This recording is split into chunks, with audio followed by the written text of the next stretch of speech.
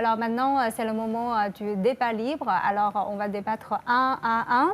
Et vous avez au total 2 minutes et demie pour exprimer vos points de vue. Mais il faut faire attention à la répartition de votre temps pour ne pas les consommer en une seule fois. Voilà. Et on va commencer par le couple Olivier et Yutine. Donc, c'est Olivier qui va prendre la parole d'abord. D'accord, merci bien. Je vais commencer par dire que mon premier argument est les réseaux sociaux réduisent les limites géographiques. Nous disons, nous avons tendance à dire que le monde est un village planétaire. Pourquoi? Parce que nonobstant la distance, nonobstant je sais pas, les défis auxquels on fait face, on peut toujours rester connecté. Je suis en Chine, par exemple, depuis 3 ans. J'étais incapable de rentrer au pays, mais je communique toujours avec. Donc, mon premier argument est celui selon lequel, à travers les réseaux sociaux, les personnes sont rapprochées. Oui, enfin, ben, je comprends bien que les réseaux sociaux connectent tout le monde, mais enfin, tout le monde va se séparer en plusieurs camps.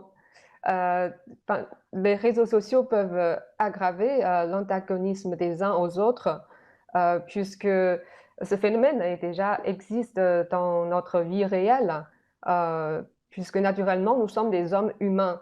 Les gens aiment bien entendre la confirmation des personnes qui sont d'accord avec eux et n'aiment pas les voix opposantes. Et les réseaux sociaux, par les moyens de l'algorithme et de mégadonnées, nous fournissent les contenus homogènes qui renforcent ce genre de confirmation en soi-même. Vous avez peut-être rencontré des trolls sur Internet. Ces gens-là, ils ne sont pas là pour faire des amis, hein. Enfin, ils sont prétentieux, ils sont arrogants, ils veulent juste susciter des débats provocateurs.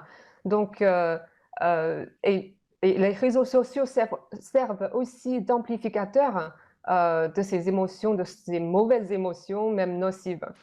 Mais en même À temps, votre avis? oui, mais en même temps, si vous considérez le fait que tout doit être régulé, c'est vrai, il y a cet aspect, mais si tout est régulé, je pense qu'il n'y a pas de problème. Et surtout, n'oubliez pas, nous faisons face à la pandémie, par exemple, les crises d'envergure mondiale, par exemple. Comment est-ce que deux pays ou deux cultures ou deux continents vont continuer à communiquer, vont continuer à échanger? Parce que nous parlons de village planétaire. Regardons, peu importe si nous faisons face au Covid, peu importe si nous faisons face à la crise, à n'importe quelle crise qui nous empêche de nous déplacer, l'économie doit circuler, la communication doit continuer. Et c'est pour ça que les réseaux sociaux servent de pont. C'est-à-dire, quand nous sommes incapables de nous voir en présentiel, mais nous pouvons tout de même continuer à échanger. Et on parle d'exposition maintenant de culture. Voilà, si je me prête à vos mots, voilà, puisque les réseaux sociaux véhiculent des mauvaises informations et tout, donc du coup, je ne peux pas apprendre, par exemple, de la Chine ou alors de l'Asie, etc., moi étant en Afrique. Vous voyez un peu, je ne sais pas si vous comprenez un peu ce que je veux dire par là. Oui, oui, je vois. Enfin, vous pensez que les réseaux sociaux sont un véhicule, hein. Bien sûr, Voilà. nous pouvons acquérir plein d'informations sur les réseaux sociaux, mais les informations, ils sont neutres. Mais les émotions, elles ne sont pas neutres. Il y a des émotions, une bonnes émotions, une mauvaise émotion. Ça dépend des gens, ça dépend des êtres humains derrière l'écran qui communiquent avec vous. Ouais. Oui, mais des émotions, on prend contact à travers les réseaux sociaux, mais aussi on développe ces contacts et aussi on développe de nouvelles relations. Il ne faut pas être statique ou figé. Par exemple, je me fais plein d'amis sur des réseaux sociaux. Voilà, c'est comme en présentiel, mais ça part de l'entretien. C'est-à-dire, on communique une fois, deux fois et ça devient durable. C'est pareil c'est pareil qu'en présentiel. Mais à la Olivier, seule différence. il faut arrêter maintenant. Et Yutien, vous pouvez continuer. Ouais, Yutien Oui, a et vous encore ne quelques pensez temps. pas que oui, oui, et vous ne pensez pas que ce genre d'émotions sont infectieuses? vous pouvez raisonner avec ces gens-là, mais les gens ne vous écoutent pas. Donc, c'est l'engrenage des discussions jusqu'à polémique, jusqu'à débat, ou bien jusqu'aux insultes. Ça peut être arrivé. Donc, c'est ça qui m'empêche de croire que les réseaux sociaux ont la possibilité de vraiment rapprocher les gens. Je crois que le rapprochement, ça se produit dans la vie réelle, Ok, d'accord, en Eugene. physique. Votre Oui, temps Eugene. est écoulé aussi. Voilà. J'ai vu que Moundir a beaucoup de réactions quand pendant le premier débat. Alors voilà, c'est votre tour là. Ok, très bien. Donc, je comprends l'avis de Olivier ainsi que Alex, mais je pense que c'est un peu naïf et trop superficiel et il faut savoir relativiser les choses. Je pense que juste penser par rapport au rapprochement des cultures et autres, il ne faut pas oublier que la raison pour laquelle aujourd'hui nous avons des nouvelles guerres qui sont en train d'émerger dans le monde, qui sont directement liées par l'exaspération des réseaux sociaux et du coup de cette nouvelle information émotionnelle qui est toujours polarisée. Je pense que le discours que j'entends de Olivier, c'est un discours des années 2010. Aujourd'hui, en 2022, les réseaux sociaux ont prouvé qu'il y a une répercussion psychologique et étatique et politique et sociologique qui, au final, montre beaucoup plus de toxicité. Du coup, je pense qu'il faut être beaucoup plus tempéré, moins enthousiaste et plus à long terme. Maouna, maintenant, Olivier n'a plus de temps, donc c'est à votre tour de défendre votre équipe là. Ok. En première partie, selon Gérard Genot, entre guillemets, les réseaux sociaux font partir les choses dans le bon sens. J'ai une question à poser au camp adverse. Utilisez-vous les réseaux sociaux, oui ou non? S'il n'y a pas les réseaux sociaux, notre débat d'aujourd'hui se fera par quel moyen? S'il vous plaît, répondez à ma question. Merci.